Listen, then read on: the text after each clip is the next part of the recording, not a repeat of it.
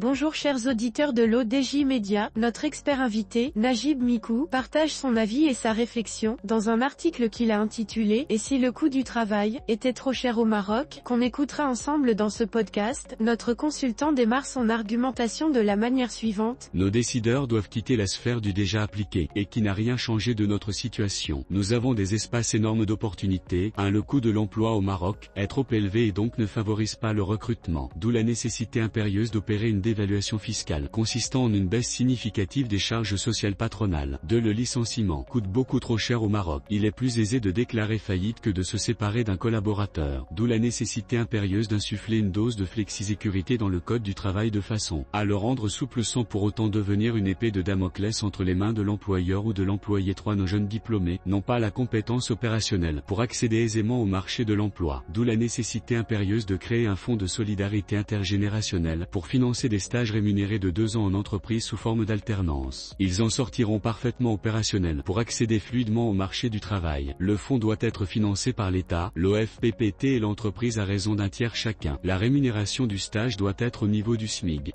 Nos exportateurs sont en compétition avec des concurrents subventionnés jusqu'aux dents, et donc n'intègrent les marchés internationaux qu'à la marge, d'où la nécessité impérieuse de mettre en place un dispositif incitatif qui permette à nos exportateurs de se battre à armes presque égales avec leurs concurrents. Ce dispositif peut intégrer plusieurs outils de différents aspects.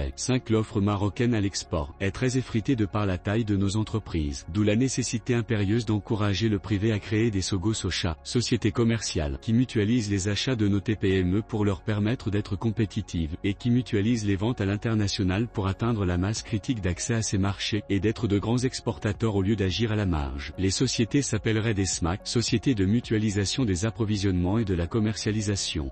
Nous nous sommes dispersés sur tout à la fois en matière de secteur économique, d'où la nécessité impérieuse de se focaliser, en toute priorité sur les secteurs massivement créateurs d'emplois chez nous, BTP et habitat, industrie agroalimentaire, textile, tourisme, commerce de proximité, économie sociale et solidaire, agriculture familiale. Ces secteurs gisements d'emplois par millions doivent être totalement repensés pour les mettre dans l'air du temps, les rendre compétitifs. Ceci ne va pas nous empêcher à développer bien d'autres secteurs. Rédigé par Najib Mikou.